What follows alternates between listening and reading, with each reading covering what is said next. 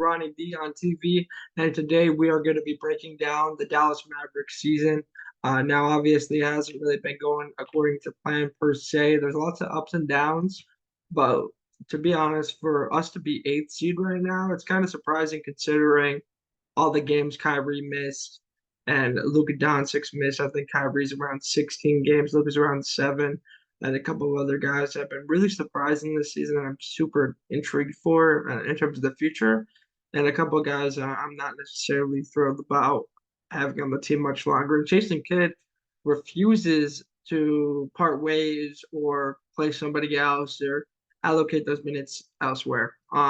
So let's kind of dive deep into how the season's gone. Right now, we are eighth seed, sitting behind Minnesota at 1, OKC 2, Denver 3, Clippers 4. I think those four have kind of separated themselves from the remaining teams in the NBA, the pack per se, in the West, followed by another group of teams that are kind of lumped together with the Suns, the Pelicans, the Kings, the Mavs, and the Lakers. Mavs sitting at eighth seed, basically about a half game back, 2 games back of even the fifth seed. So it's really, really close in the West, super deep. Lots of things could shake it up, especially some trades that I might get into on a later video.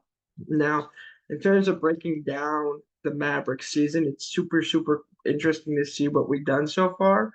Midway through the season, we are one of the best offenses in the league, having the eighth best efficiency in terms of offense, shooting 56.2. The thing is with the team, we are 29th in the NBA in shots at the rim. Okay. Now how that is such a problem is because there's really only 2 guys that kind of get to their spots at the rim at will, and that's Luka and Kai. And the only team that we actually trail is Golden State. Okay. Obviously, massive, massive concern there. Now, on top of that, we aren't even a good mid-range shooting team. We're at 21st in the league in terms of mid-range shots. But for threes, we are second in the league. 42.3% of our shots get hit at threes, only behind Boston. So, although we're not the best team at getting off drives or even the mid range, we are one of the most effective teams at shooting. We have some snipers, Luka, Kai, Tim Hardaway, obviously, and some efficiency with Dante Exum and a couple other players that have been good. Now, in terms of our defense, we are 21st in effective field goal percentage, 14th best at stopping the rim. So we are better at funneling inside. Derek Lively and our big men being big enough, and Derek Jones being able to contest shots at the rim. We're giving up the 19th, or I guess you could say that we're the 13th worst at stopping shots in terms of the three. So being the 19th best at outside shots, got a lot of room to work on the defense. The good thing is with the defense, it's better than last year. Obviously, a lot of our signings have panned out in that way. Derek Jones has been huge for us, Derek Lively. And when he gets to play Dante Exum, we think great on defense. And he's been one of the best players on the team, in my opinion. You can make a statement per game, he's our third best player, right? Can't forget in the month of December, he was averaging 15 and shooting about 47 from the three, which is crazy. Luka, 100th percentile usage, 40.6%. Pretty much the most ball dominant player in the league. Kyrie, 94th percentile. He got 29.9% usage. Very, very high. The third highest guy is Tim Hardaway, 21.7 to 77th percentile. And then the fourth would be Dante Exum, which is 67th percentile, finishing around 17.9, right? So it's pretty much very, very heliocentric offense that we operate. It's pretty clear what we're going to do. We have Luka, we have Kai, and then everybody else kind of sits and watch. And Tim Hardaway's cranking shots that game. Obviously we're going to get him involved in the game, but generally speaking, he's obviously involved in the game plan, being that type of shooter that needs to get the ball, needs his shots. He's feeling it or not, he's got to fire it up. But having him as the third best scorer is kind of a tough watch and difficult watch at sometimes. The good part is with how effective our offense is in terms of efficiency being the eighth most efficient offense, we have two very, very efficient guys in Luke and Kai that having Tim Hardaway Jr. as the third best scorer not necessarily is always a problem. A lot of times it could be a blessing, right? Uh, but in terms of a couple of things that we have here, now it's not just about some players that have been really, really impressing me over the time. Dante Exum is leading the team in shots, points per shot at 1.36, which is one of the best in the league. It's 97th percentile. To put that in, frankly, he has been one of the most effective players in the whole league, and he's taking such a big leap. People forget that he was a top 5 pick in the NBA draft. People saw this out of him, but now he took a couple of years off, played overseas, came back, and now he's the player maybe not people would hope him to be per se, but what we've seen him in January and what we're even seeing him in November, it was incredible to watch. And honestly, I thought he was our third best player. And when Kyrie Irving was out, he stepped up big time for us. Luka Doncic 1.22 points per shot, and then Kai is 1.18 per 100 possessions, right? Now, in terms of what our playmakers are doing, Luka Doncic is doing what he needs to do. He is 95th percentile, and second on our team is Exum with the assist rate. So Exum not only is one of the most effective shooters on the team, but he's also one of the best playmakers on the squad, which is kind of surprising. Exum showing 66.8 effective field goal percentage, is 99 percentile, which is second on the team, only behind Derek Lively, who is on the 100 percentile in terms of effective field goal per shooting 74%, pretty much always at the rim. A couple other players, Luka Doncic, 56.8, 82nd percentile, and then Kai, 64 percentile, 54.6. Okay. Now, in terms of shooting threes and the percentages, we are one of the best shooting teams. We shoot a lot of threes. We're the second best shooting team again. Now, a large part that goes to Luke and Kai and the massive amount of volume they shoot from the three. Not only do they shoot a good percentage, they shoot a lot. But some standouts that we have on the team, Dante Exum shooting 45.2% from the three. So him missing all those games, the 13 games, this 13-game stretch has been very crucial because he's been our best shooter of the year, not including Luke and Kai, right? Kyrie's shooting 41, which is, typical Kai, honestly better than a lot of Kyrie seasons. He's been great shooting the ball. Josh Green, 38.5, Tim Hardaway, 36.6, high volume shots, difficult shots we need him to shoot. We all know it's kind of he's either got or don't that game. But I feel like a lot of the time this year he stepped up when we needed him to step up. Luka 37.4, and then Derek Jones is having a career year across the board. Been super, super impressive. He's had a lot of great games. He's had career highs.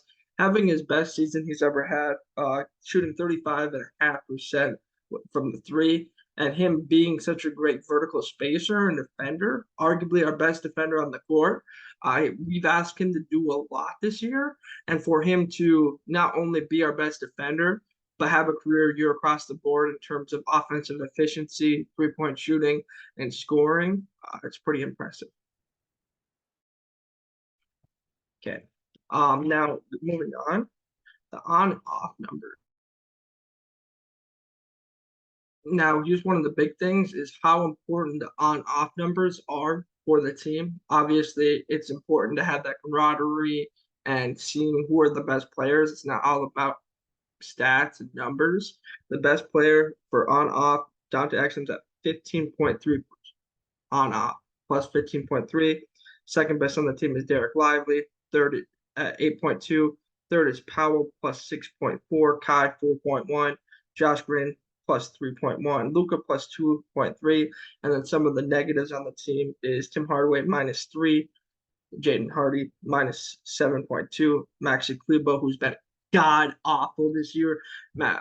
Jason Kidd needs to get rid of him. We need to find a way to make up that when he was out.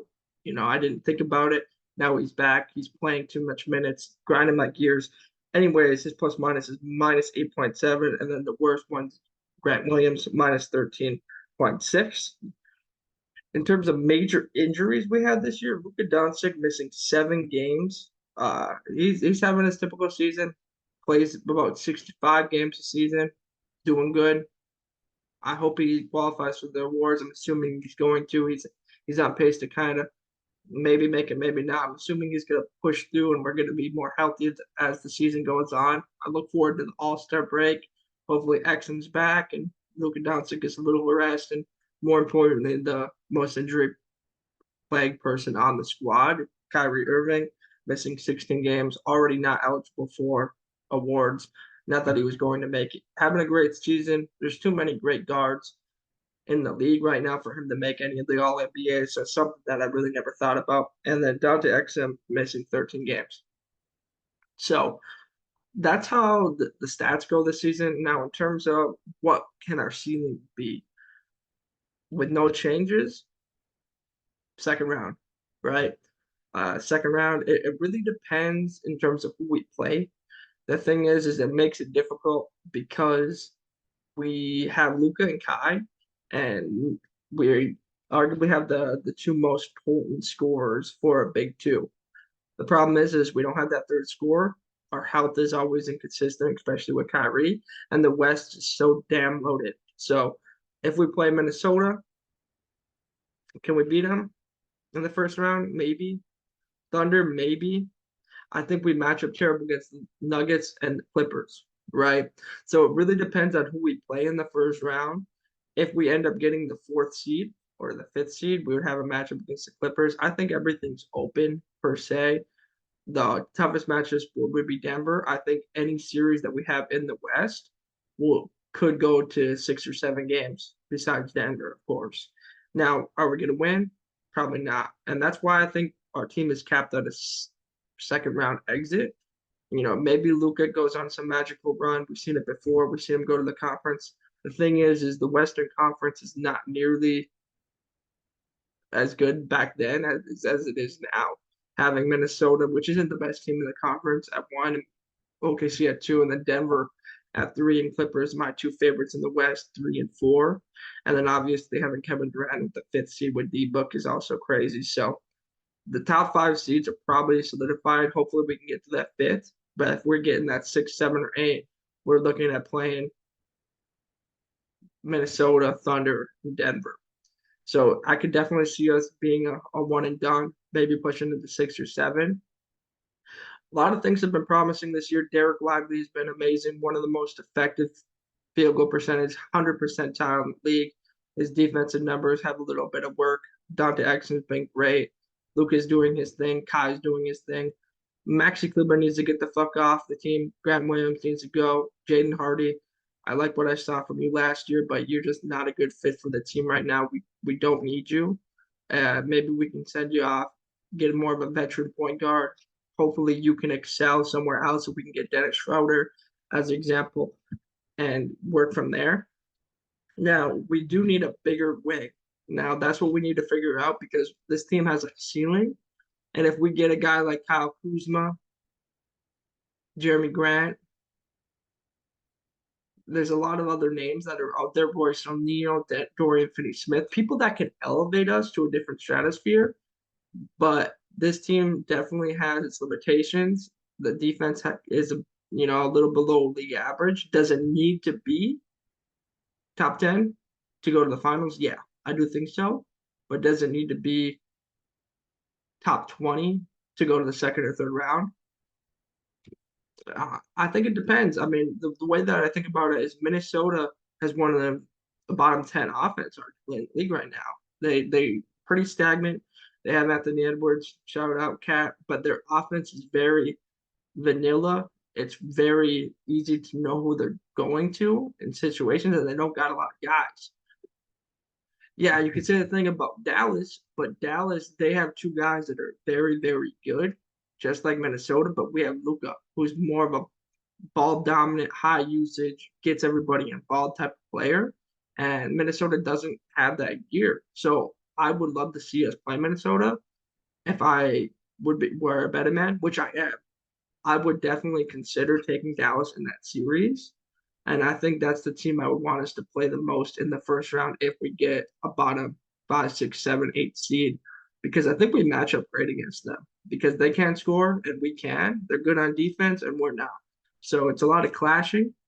I'm super, super excited for the trade deadline and see where the season takes us. I feel like for us to be 24-19 midway through the season, 43 games, it's quite a blessing for the team having all the injuries we've had. So thank you guys for tuning in. I hope you guys had a lot of fun, learned a couple things about the Mavericks, and hopefully the rest of the season goes our way and we make a magical run. Thank you guys for listening. Don't forget to hit that like button and hit that subscribe, hit that bell on the top, and we'll see you guys next